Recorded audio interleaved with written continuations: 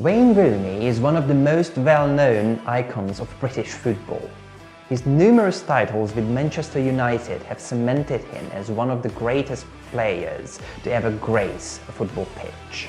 But sadly, he's just as famous for his heavily receding hairline as he is for his stellar performances on the field.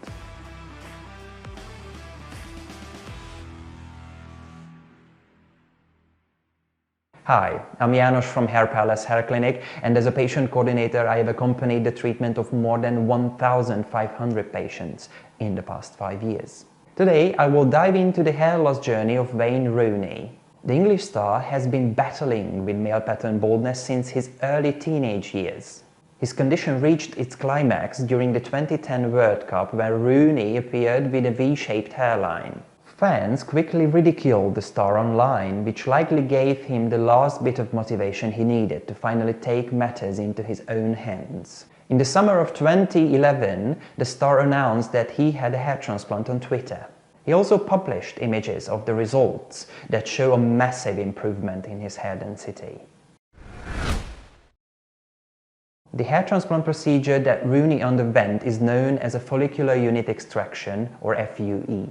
This is a minimally invasive procedure that involves the extraction of individual hair follicles from the donor area, which is usually the back and the sides of the head. The follicles are then transplanted into bald or thinning areas of the scalp. It was later revealed that Rooney returned for the same treatment again in 2013 to add extra density and cover the remaining bald areas.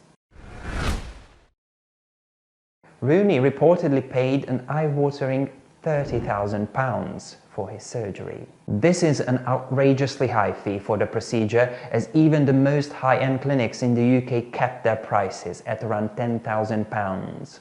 Sadly, it was later revealed that Rooney had to return for the same treatment again in 2013. This was done in order to cover the remaining bald patches as his hair loss continued to progress.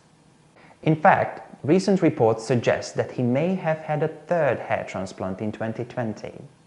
While he hasn't confirmed his last procedure, pictures taken at the Derby County practice suggest that Rooney is still having issues with hair loss. But just a few months after these pictures surfaced, he was once again seen with dense hair on the sidelines. Although it is unknown how much he paid for his last procedure or whether it even happened, the evidence speaks for itself. Regardless of one's opinion on Rooney's decision, it is undeniable that he has taken a brave step by being so open about his journey. By openly discussing his decision and being open about his experience, he has set an example for other men suffering from male pattern baldness.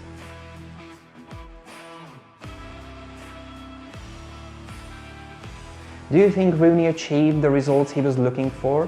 Or is he still lacking a bit of a density? Let us know in the comments. And if you enjoyed this video, subscribe to our channel. We post new videos every week where you can learn about hair transplant methods, success stories, and the efficacy of hair transplantation in general. Our goal is to help balding men overcome hair loss once and for all. Thank you for watching.